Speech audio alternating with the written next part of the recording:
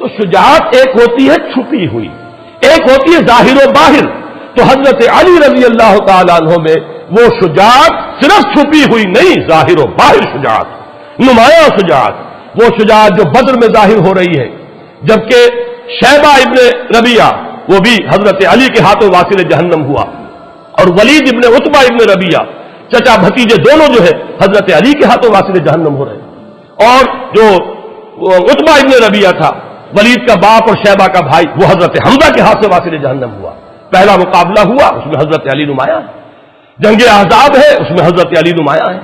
عمرو ابن عبد ود بہت بڑا پہلوان، 90 برس کی عمر تھی اس بدبخت کی جب یہ مقابلہ ہوا ہے، لیکن پورے عرب میں کوئی تصور نہیں کر سکتا تھا کہ اس سے مقابلہ کر سکتا ہے.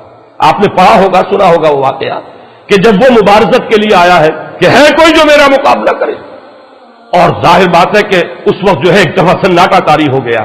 حضرت علی آگے بڑھے کہ میں مقابلہ کروں گا. وہ ہنسا، تم میرا مقابلہ کرنے آئے ہو؟ نام کیا ہے؟ وہ جو بھی استہزاء کا انداز ہوتا ہے. پھر اس نے کہا کہ میری یہ عادت رہی ہے کہ میں جب بھی کسی سے مقابلہ ہوتا ہے اس کی 3 خواہشات میں سے ایک ضرور پوری کرتا ہوں. ذرا کہو تمہاری کیا خواہش ہے؟ حضرت علی نے فرمایا میری خواہش اولین یہ ہے کہ تم ایمان لے آؤ. لا حول ولا قوت. اس نے کہا اس کا کوئی سوال نہیں. اچھا تو دوسری خواہش یہ ہے کہ میدان جنگ سے چلے جاؤ. وہ ہنسا، یہ میرے لیے کبھی نہیں ہو سکتا. اب حضرت علی نے جو وار کیا ہے یہ ان کی ذہانت اور فطانت کا بھی ایک بہت بڑا مظہر ہے. فرمایا پھر تیسری خواہش یہ کہ آؤ مقابلہ کرو. اس پر وہ بھونچکا رہ گیا کہ میں نہیں سمجھتا تھا کہ روئے زمین پر کوئی شخص یہ خواہش بھی لے کر میرے سامنے آ سکتا. اور ایک بار میں ختم ہوا حضرت علی کے رضی اللہ تعالیٰ. عمرو ابن عبد ود. اسی طرح خندق کا معاملہ، قموس کا قلعہ سب سے زیادہ سخت تھا. کچھ اور جو گڑھیاں تھی فتح ہو گئی تھی، وہ تھا جو اڑا ہوا تھا، وہ حضرت علی رضی اللہ تعالیٰ عنہ کے ہاتھوں اللہ نے فتح کرایا. تو یہ ظاہر و باہر شجاعت، وہ قواعد عملیہ حضرت علی رضی اللہ تعالیٰ عنہ کے وہ بھی ہیں. دوسری طرف حضرت علی شعر و ادب میں اونچا مقام رکھتے ہیں، فصاحت و بلاغت کی معراج پر ہے. یقیناً افصح العرب ہے محمد صلی اللہ علیہ وسلم. حضور کا اپنا قول ہے انا افصح العرب، لیکن یہ کہ حضور کے بعد فصاحت و بلاغت، خطابت، شاعری، اس میں صحابہ کرام میں ظاہر بات ہے حضرت علی کے آس پاس آنے والا کوئی نہیں. یہ بات اپنی جگہ پر ہے، ہم تسلیم کرتے ہیں. تو اچھی طرح سمجھ لیجئے. اسی طریقے سے آپ کے علم میں ہونا چاہیے کہ عربی گرامر کے موجد حضرت علی ہیں. پھر یہ کہ پورے خلافت راشدہ میں سارے سیکریٹریٹ کو آرگنائز کرنے والے حضرت علی ہیں. یعنی ذرا آپ اندازہ کیجئے، ایک شخص مرد میدان ہے، اس کی شجاعت وہ صرف پوٹینشل شجاعت نہیں بلکہ واقعی ظاہر و باہر شجاعت. اس کے میں نے چند نمونے آپ کو بتائے. مجھے واقعات کی تفصیل میں جانے کی ضرورت نہیں ہے کہ یہ ساری چیزیں معلوم ہیں، لوگوں کے علم میں ہے. دوسری طرف اس کے اندر ادب ہے. ان کے اشعار پڑھیے، آج بھی انسان وجد میں آتا ہے. کتنے حکیمانہ اشعار، کتنی بے ساختگی ہے. میں نے کئی مرتبہ آپ کو اشعار سنائے. یغوث البحر من طلب العالی ومن طلب العلا سیر الليالي ومن طلب العلا من غیر قد اضاع العمر في طلب المحال. جو کوئی بھی موتی چاہتا ہے، موتی حاصل کرنا چاہتا ہے، اسے تو سمندر میں غوطہ لگانا ہی پڑتا ہے. جو کوئی اونچا مقام حاصل کرنا چاہتا ہے زندگی میں، اسے راتوں کو جاگنا ہی پڑتا ہے. جو کوئی بلندی بھی چاہے اور محنت بھی نہ چاہے، وہ اپنی عمر کو ضائع کر بیٹھتا ہے ایک محال شے کی طلب میں. اندازہ کیجیے. اور رضینا قسمت الجبار فینا لنا علم وللجہال معلوم. اس میں فلو دیکھیے، اس کا ردم دیکھیے. ہم راضی ہیں اللہ تعالیٰ کی تقسیم پر جو اس نے ہمارے بارے میں کی ہے. ہمیں اللہ نے علم عطا کیا، جاہلوں کو دولت عطا کی. ہم راضی ہیں، ہم علم کی دولت پر راضی ہیں. یہ حضرت علی کے قول. اور انا الذی سمتنی امی حیدرا، میں وہ ہوں کہ جس کا نام اس کی ماں نے حیدر رکھا تھا، شیر رکھا تھا. اس حوالے سے سمجھ لیجئے، اصل میں والدین کا رکھا ہوا نام حضرت علی کا اسد تھا، شیر، اور یہی حیدر کے معنی عربی زبان میں. یہ جو لفظ علی ہے آپ کا نام، یہ محمد الرسول اللہ نے رکھا ہے. یہ نام والدین کا دیا ہوا نہیں ہے. والدین کا نام اسد ہے، والدین کا عطا کردہ نام. حضرت علی کا نام پھر جب علی رکھا ہے تو وہ محمد الرسول اللہ صلی اللہ علیہ وسلم نے رکھا. تو یہ اچھی طرح سمجھ لیجئے کہ یہ جامعیت جو ہے کہ ایک ایمبی ورڈ شخصیت، میں نے آپ کو گنوایا چونکہ میں نے عکس بیان کیے ہیں. کہ جو مقام اور مرتبہ آپ کو نظر آئے گا شہادت کے مراتب میں، اس مزاج میں، جو حضرت اسماعیل حضرت موسیٰ کا، وہ ہے حضرت حمزہ اور حضرت عمر خطاب کا رضی اللہ تعالی۔ جو مقام وہاں پہ حضرت ابراہیم کا اور ادریس کا نظر آ رہا ہے، وہ اگر امت محمد میں دیکھنا ہو تو وہ ابو بکر اور عثمان غنی کا ہے رضی اللہ تعالی عنہ وعلیہم الصلاۃ والسلام۔ لیکن جامعیت کبریٰ کا جو مظہر محمد الرسول اللہ صلی اللہ علیہ وسلم، جن میں یہ دونوں چیزیں جمع ہیں، جن میں یہ جامعیت ہے، جن کے اندر توازن ہے، جس میں یہ دونوں اوصاف بیک وقت مجتمع ہیں۔ ایک طرف انتظامی اوصاف دیکھیے، میں ابھی اشارہ کر چکا ہوں کہ جس تیزی کے ساتھ ایکسپینشن ہوا تھا عالم اسلام کا، وہ اگر اس میں کنسولیڈیشن نہ ہوتی، انتظام و اہتمام و انصرام نہ ہوتا، نظم نہ ہوتا، تو وہ تو تباہی ہو جاتی۔ اتنی تیزی سے ایکسپینشن حضرت عمر فاروق کے زمانے میں رضی اللہ تعالی عنہ، ذرا فتوحات کا اندازہ تو کیجیے کہ ملک کے ملک آ رہے ہیں اور بڑے وسیع علاقے آ رہے ہیں، بڑی آبادیاں ہیں وہاں، بڑے وسائل و ذرائع ہیں، وہ جس کو فرٹائل کریسنٹ کہا جاتا ہے عالم عرب کا، وہ پورا کا پورا فتح ہو چکا ہے۔ اس میں اگر انتظام نہ ہوتا، بندوبست نہ ہوتا، یہ ساری چیزیں جو ہے کسی نظم کے اندر نہ آتی، تو بہت بڑی ہلاکت پیدا ہو جاتی۔ میں لفظ ہلاکت استعمال کر رہا ہوں اس لیے کہ یہ لفظ حضرت عمر نے استعمال کیا رضی اللہ تعالی عنہ۔ حضرت عمر کے یہ الفاظ، لولا علی لہلک عمر، اگر علی نہ ہوتے تو عمر ہلاک ہو جاتا۔ کیوں؟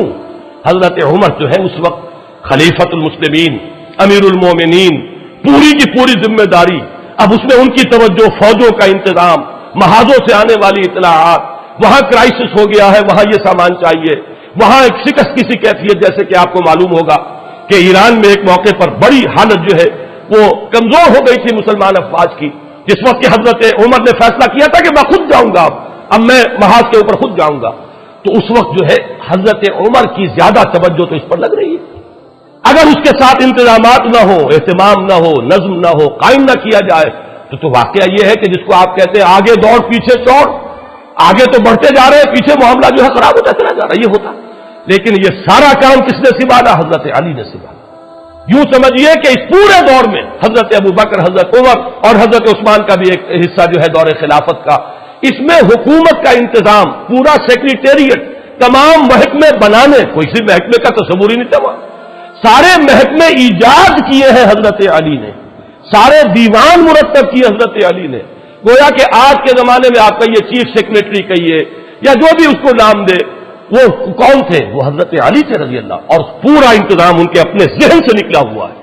تو ایک طرف ایک شخص مرد میدان ہونے میں وہ ہو، میدان بدر یاد کیجئے، غزوہ احزاب یاد کیجئے، غزوہ خندق یاد کیجئے، 3-4 موٹی موٹی چیزیں بھی جو ہے وہ کافی ہو جائیں گی۔ دوسری طرف آپ کی فصاحت و بلاغت، میں ابھی اس کا ذکر نہیں کر رہا اس لیے کہ وہ ذرا مختلف ہی مسئلہ ہے۔ اہل حدیث حضرات اور ہمارے محدثین جو ہے، جو تصوف کے ان سلاسل کو تسلیم نہیں کرتے، وہ ان چیزوں کو نہیں مانتے، لیکن جو لوگ کے تصوف کے قائل ہیں، ان سلاسل کو مانتے ہیں، تو آپ کو معلوم ہے کہ 3 سلسلے جو ہے صوفیہ کے ان سلاسل اربعہ میں سے وہ شروع ہوتے ہیں حضرت علی کے ذات سے رضی اللہ تعالیٰ عنہ۔ ایک طرف باطنی کیفیات کا وہ عالم، ایک طرف علمی صلاحیتوں کا وہ عالم، انا مدینۃ العلم وعلی بابھا، کہ میں علم کا شہر ہوں اور علی اس کا دروازہ ہے رضی اللہ تعالی عنہ وصلی اللہ علیہ وسلم۔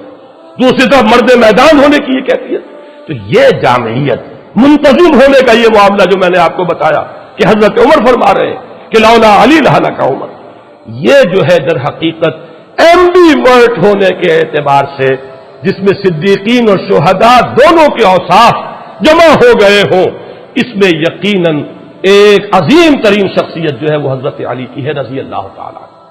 ایک اور پہلو سے میری بات سمجھ لیجئے، یہ بھی عرض کر دوں، یہ بھی صرف ٹانکتے جائیے۔ حضرت علی تمام غزوات میں شریک رہے سوائے تبوک کے۔ تبوک میں حضور نے انہیں مدینے میں چھوڑا اپنے نائب کی حیثیت سے، اور جب انہوں نے شکوہ کیا، ان کے تو مزاج سے یہ چیز بڑی تھی کہ لوگ جائیں اور داد شجاعت دیں میدان جنگ میں، اور میں یہاں عورتوں کے ساتھ پیچھے بیٹھ جاؤں۔ شکوہ کیا حضور نے فرمایا کہ علی کیا تمہیں یہ پسند نہیں ہے کہ تمہارا تعلق مجھ سے وہی ہو جو ہارون کا تھا موسیٰ کے ساتھ، سوائے اس کے کہ میرے بعد نبوت نہیں ہے۔ یعنی حضرت موسیٰ کے نائب کی حیثیت سے حضرت ہارون تھے تو وہ بھی نبی اور رسول تھے، لیکن تم میری جگہ ہو تو میرے ساتھ اسی مقام پر، لیکن نبوت اور رسالت بہرحال اس کا دروازہ مجھ پر بند ہو چکا ہے۔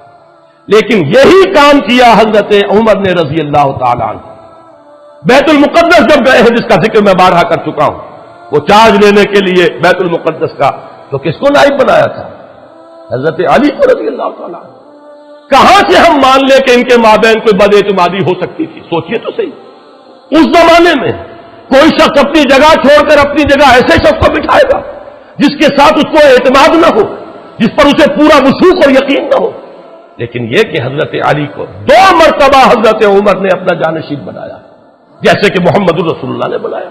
اور میں سمجھتا ہوں کہ یہ بھی عمر فاروق کا اسوہ محمدی پر عمل ہے صلی اللہ علیہ وسلم، کہ اگر حضور نے غزوہ تبوک کے موقع پر اگر حضرت علی کو مدینے کے اندر بٹھایا تھا نائب کی حیثیت سے، تو کیسے ممکن ہے کہ عمر بن الخطاب رضی اللہ تعالیٰ عنہ وہ حضور کے اس اسوے پر عمل نہ کرے؟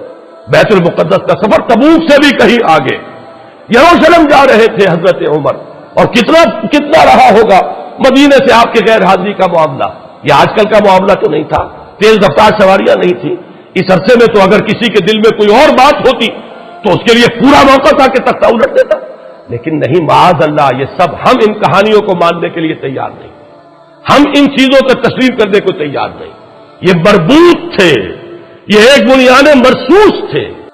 چنانچہ سورہ ہجر کی ایک آیت ہے کہ ہم جب اہل جنت کو جنت میں داخل کریں گے، جنتیوں کو، تو الفاظ آتے ہیں وَنَزَعْنَا مَا فِي صُدُورِهِم مِّن غِلٍّ إِخْوَانًا عَلَىٰ سُرُرٍ مُتَقَابِلِينَ، ہم ان کے دلوں میں جو بھی کوئی رنجشیں ہوں گی وہ نکال لیں گے، اور پھر جنت میں وہ بیٹھے ہوں گے آمنے سامنے ایک دوسرے سے، کہ بھائی بن کر کوئی رنجش دن میں تھی بھی، دنیا میں تھی بھی تو نکل چکی ہوگی۔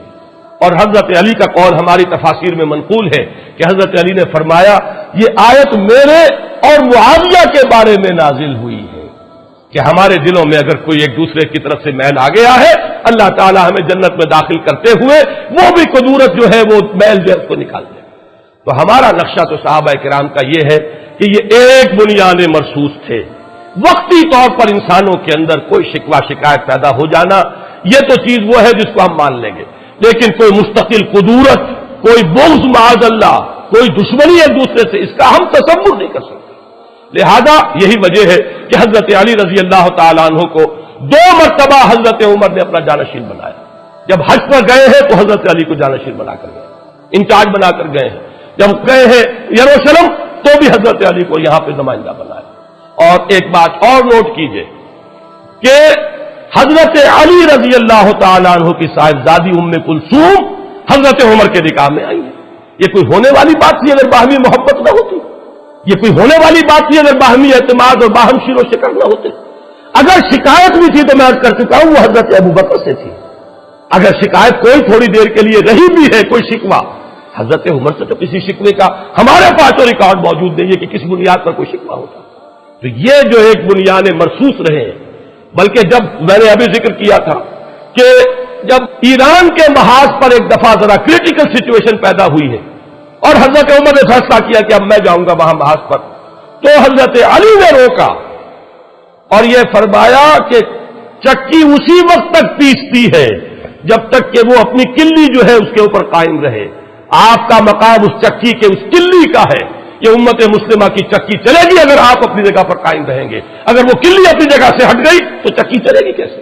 لہذا آپ نہ جائیں، ان کو مجبور کیا کہ آپ یہیں پر رہیں، یہیں سے بیٹھ کر انتظام کریں۔ اور حضرت عمر رضی اللہ تعالیٰ عنہ نے حضرت علی کے اس مشورے کو قبول کیا اور اپنے ارادے کو فس کر دیا۔ ہمارا نقشہ یہ ہے، اور میں جو بات آج بتانا چاہتا تھا وہ یہ ہے کہ اہل سنت کے ہاں بھی حضرت علی کا مقام بہت بلند ہے، بہت بلند ہے، بہت بلند ہے۔ وہ لوگ اہل سنت کے دائرے سے خارج ہیں کہ جو حضرت علی رضی اللہ تعالیٰ عنہ پر کسی طرح کا زبان تان جو ہے دراز کرتے ہیں، کسی طرح سے ان کی نیت کے اوپر حملہ کرتے ہیں، کسی طرح سے کوئی اس طرح کی جو ان کے مقام بلند سے فروتر بات ہے کوئی ان کی طرف منسوب کرتے ہیں، میرے نزدیک وہ اہل سنت سے خارج، وہ ناسبی ہوں گے یا کوئی خارجیوں کی کوئی نسل ہے جو چلی آ رہی ہو ہمارے اندر، لیکن بہرحال اہل سنت کے ہاں یہ جان لیجئے، یہ ہمارا مجمع عقیدہ ہے، تمام نسل انسانی میں بلند ترین تو انبیاء اور رسل ہیں، وہ تو سب سے اونچا ہے ہی۔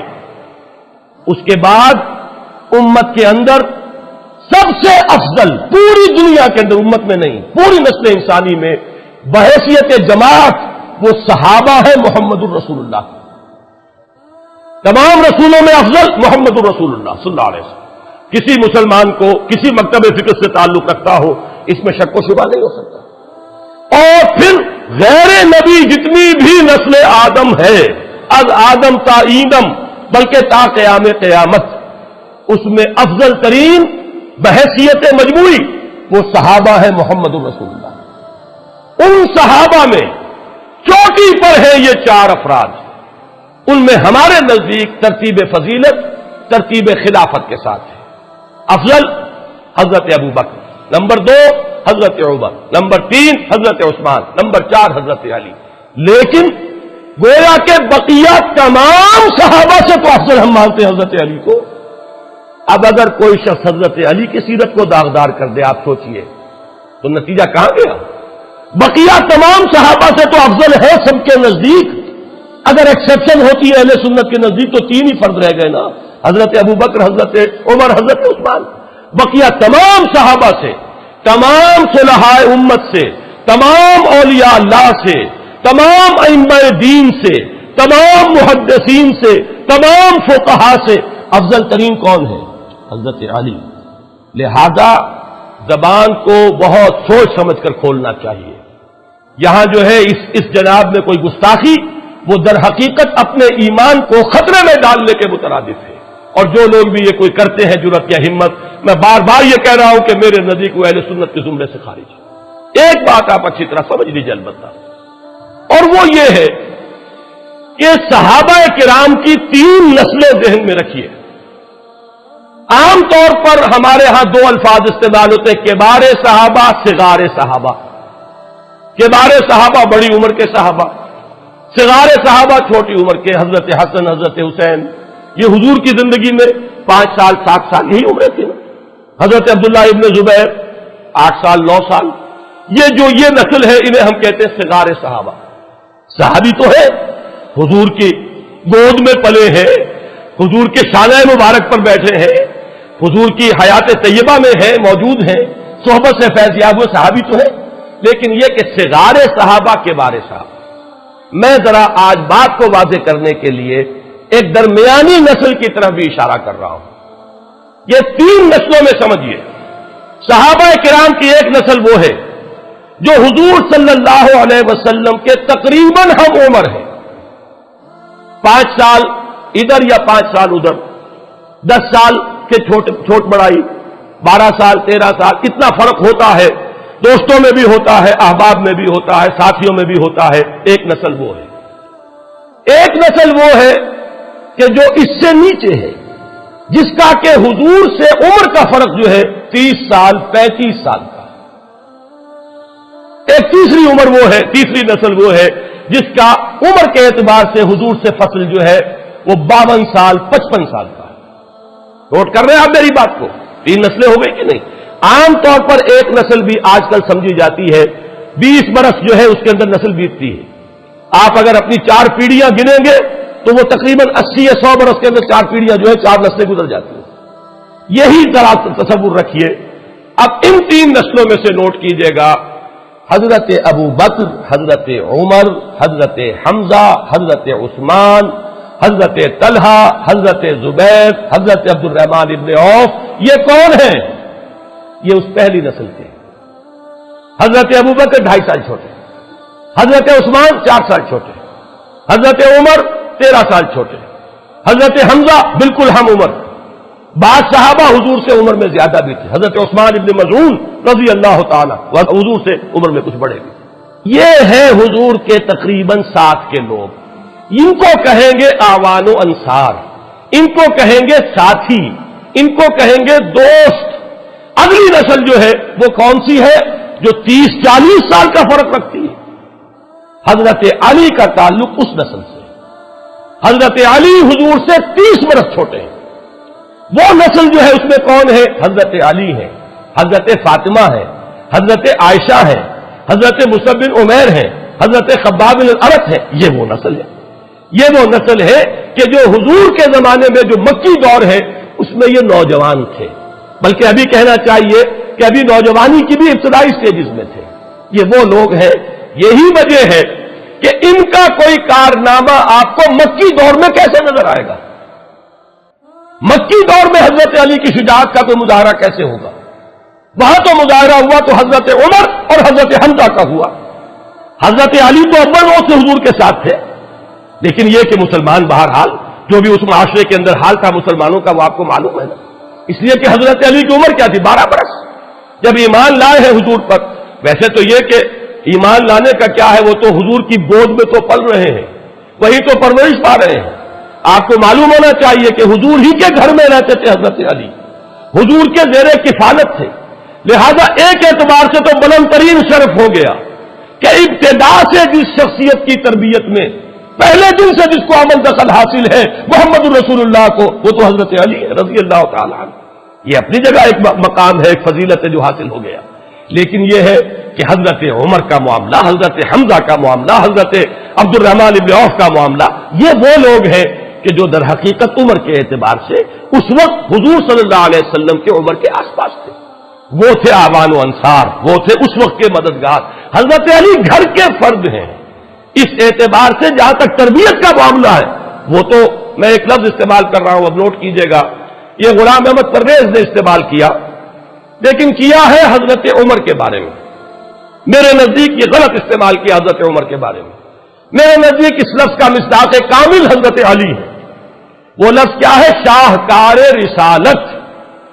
شاہکار رسالت اگر ہے تو حضرت علی، اس لیے کہ جس کی تربیت میں اول روز سے محمد الرسول اللہ صلی اللہ علیہ وسلم کا حصہ ہے، جو حضور کی گود میں پلا بڑھا ہے۔ جب حضور پر وحی کا آغاز ہوا تو 10 سال کی عمر ہے، اور جب حضور کو تبلیغ کا حکم ہوا ہے، یہ فرق رکھیے گا ذہن میں، 3 سال کا فرق ہے۔ عام طور پر خیال یہ ہے پہلی وحی آئی ہے اس وقت سے لے کر، اور جب کہ سورہ مدثر کی آیات نازل ہوئی جن میں تبلیغ کا حکم ہے، عام خیال یہ ہے کہ 3 برس کا فرق ہے۔ یہی وجہ ہے کہ جب حکم ہو گیا ہے کہ اب آپ یا ایھا المدثر قم فانذر، اب کھڑے ہو کر اپنی تبلیغ کا آغاز فرما دیجئے، یہاں سے کہا جاتا ہے حضور کی رسالت کا آغاز ہوا۔ اور جب پہلی آیات اتری تھی اقرا بسم ربک الذی خلق، وہاں سے یہ کہا جاتا ہے کہ حضور کی نبوت کا ظہور ہوا، تو اسی لیے یہ کہا جاتا ہے کہ 13 برس کی عمر میں ایمان لائے، اس لیے کہ اگرچہ آغاز وحی سے وہ تو اگر کہا جائے تو 10 برس عمر ہے، لیکن جب تبلیغ کا حکم ہو رہا ہے تو اس وقت حضرت علی کی عمر 13 برس ہے، تو 13 برس کی عمر میں ایمان لائے حضرت علی، اور پھر ساتھ رہے، گھر میں ہے۔ تو فیض یاب سب سے زیادہ کون ہو رہا ہے محمد الرسول اللہ کی صحبت سے؟ وہ تو حضرت علی ہے، دن رات کے ساتھی ہیں، ایک طرح کے خادم ہیں، گھر میں رہنے والے عزیز ہیں، اپنے ایک چھوٹے عزیز کی حیثیت سے گھر میں حضور صلی اللہ علیہ وسلم کے ہاں ان کی رہائش ہے۔ اس اعتبار سے شاہکار رسالت، شاہکار نبوت، اس لفظ کا اطلاق اگر ہوتا ہے بتمام و کمال تو وہ حضرت علی کی ذات پر ہوتا ہے، اس لیے کہ تربیت محمدی کا شاہکار حضرت علی۔ البتہ یہ ضرور ہے کہ مکی دور میں آپ کی عمر چھوٹی تھی، اس میں 2-3 واقعات تو نمایاں ہمیں آتے ہیں سامنے کہ حضرت علی رضی اللہ تعالیٰ عنہ نے کھڑے ہو کر کہا تھا جب پہلی مرتبہ یہ حکم آیا کہ انذر عشیرتک الاقربین، اے نبی ذرا اپنے قریبی رشتہ داروں کو خبردار کیجئے، ان تک دعوت پہنچائیے، تو 2 مرتبہ کھانے کا اہتمام کروایا اور حضرت علی ہی کو حکم دیا اہتمام کرو۔ 13, 14, 15 برس کا نوجوان جو ہے گھر کے اندر رہتا ہے، ظاہر بات ہے وہی بندوبست کرے گا، وہی جانوروں کو ذبح کروائے گا، وہی اہتمام کرے گا، کھانا پکوائے گا۔ سارے بنی ہاشم جمع ہو گئے ہیں، پہلی مرتبہ جمع ہوئے، حضور نے جب اپنی بات پیش کی تو سب لوگ ہنسنے لگے اور اٹھ کے چلے گئے، کسی نے جواب ہی نہیں دیا۔ دوسری مرتبہ پھر کیا، پھر دعوت کھلائی۔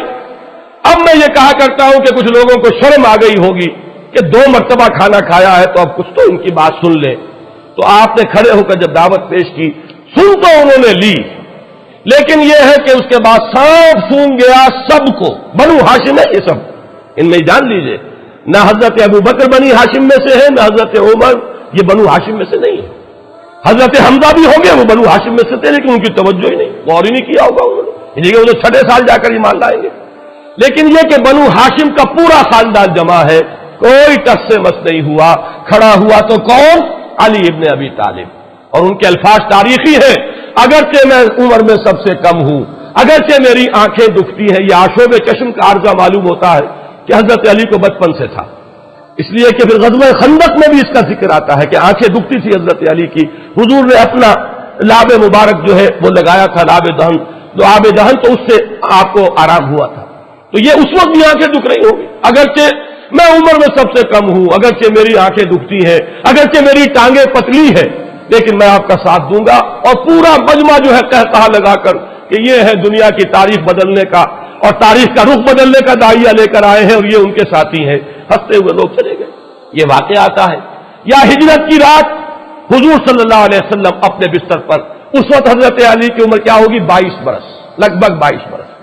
उस नौजवान को अपने बिस्तर पर सुला कर गए। बाकी आपको इस पूरे दौर में हजरत अली नुमाया नजर नहीं आ सकते। क्यों नजर नहीं आ? इसलिए कि आपकी उम्र को पेश नजर रखिए। हजरत अली की शख्सियत के जौहर जो नुमाया हुए वो मदनी दौर में हुए। मदनी दौर का नुक्ता आगाज है ग़ज़वा बदर, उस वक्त थे 24 बरस के जवान, और उस वक्त जो भी हुआ है हजरत अली की शुजाअत का दौर हुआ आपको मालूम। और इसी तरीके से फिर सारे वाकयात मैंने बयान किए। इस फर्क को जरूर मलहूज रखिए।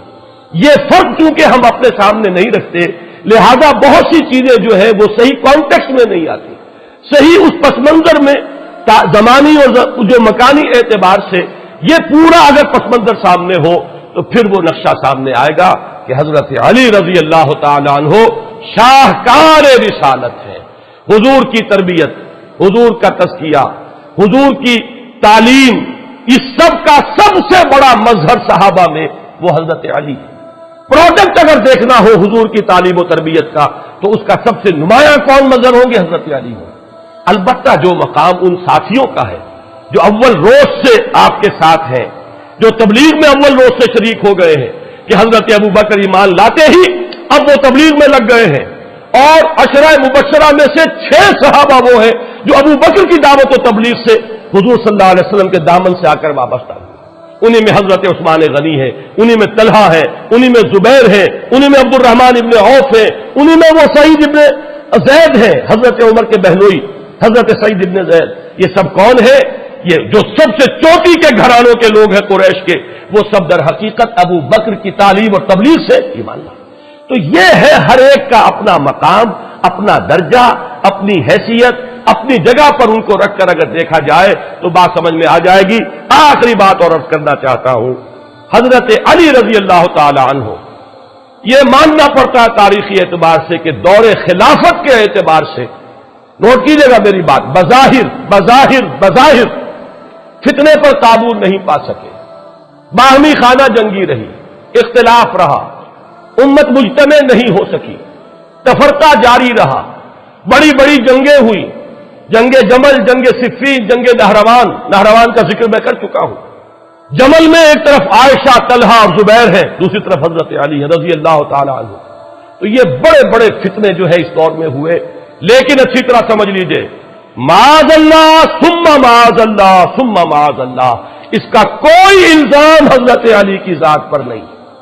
अगर किसी का यह ख्याल है कि ये उनकी कोताही थी या उनकी यूं अदम सलाहियत थी या उनके अंदर सलाहियत की कमी थी, तो ये दर हकीकत वो तारीख को नहीं जानता, वो हकाइक को नहीं जानता। यहूदी साजिश दर हकीकत अब्दुल्ला इब्न सबा की इतनी जोरदार थी, इतनी गंभीर थी, इस कदर साजिशी जहन तो यहूदियों का आज भी दुनिया के अंदर प्रोवर्बियल है, ज़रबुल मसल है कि यहूदी जहन जो है साजिश के पैदा करने के अंदर जिस कदर दरखेज है, दुनिया की तारीख में उसकी मिसाल नहीं। ऐसी साजिश थी, इस तरह के कांटे बो दिए गए थे। अब ये अल्लाह की तरफ से है कि हजरत अली को उस वक्त हुकूमत हाथ में मिली है, उस वक्त ये बोझ खिलाफत का आया है जबकि पूरा जंगल जो है अजीम फितने से भर चुका था। अगर कहीं मामला होता इसके बरक्स, अब मैं ये कहता हूं उस वक्त हजरत उमर भी होते, हालांकि बहुत से लोग कहते हैं कि उस वक्त जरूरत थी हजरत उमर के आयरन हैंड की, मैं कहता हूं हजरत उमर भी जहां तक मैं समझता हूं अल्लाह आलम कामयाब नहीं हो सकते। और अगर कहीं हजरत अली को खिलाफत पहले मिल गई होती तो जो उनकी शख्सियत का ज़हूर होता वो बहुत मुख्तलिफ होता उससे कि जो उस वक्त हुआ है, जबकि फितने में पूरे आलम इस्लाम को अपनी गिरफ्त में ले लिया। ये चंद बातें थी जो मैं अर्ज करना चाहता था। اگر میری زبان سے کوئی لفظ غلط نکل گیا ہو، میں اللہ تعالیٰ سے بھی معافی چاہتا ہوں اور دعا کرتا ہوں کہ وہ اسے آپ کے حافظے سے بھی محو کر دے۔ لیکن میں یہ چاہتا ہوں کہ اہل سنت کے ہاں جو مقام ہے حضرت علی رضی اللہ تعالیٰ عنہ کا، اس کو آپ پوری طرح اچھی طرح سمجھ لیں۔ ہماری فضا میں بہت گند ہے، طرح طرح کے غبار ہیں، طرح طرح کے لوگوں نے شوشے چھوڑے ہوئے ہیں، ان کو ہٹا کر اس پورے گرد و غبار کو صاف کر کے یہ جو حضور کے اہم ترین ساتھی ہیں، امت کے جو چوٹی کے افراد ہیں، ان کے بارے میں صحیح صورتحال جو ہے وہ ہمارے ذہنوں میں ہونی چاہیے۔ اقول قولی ھذا واستغفر اللہ لی ولکم ولسائر المسلمین والمسلمات۔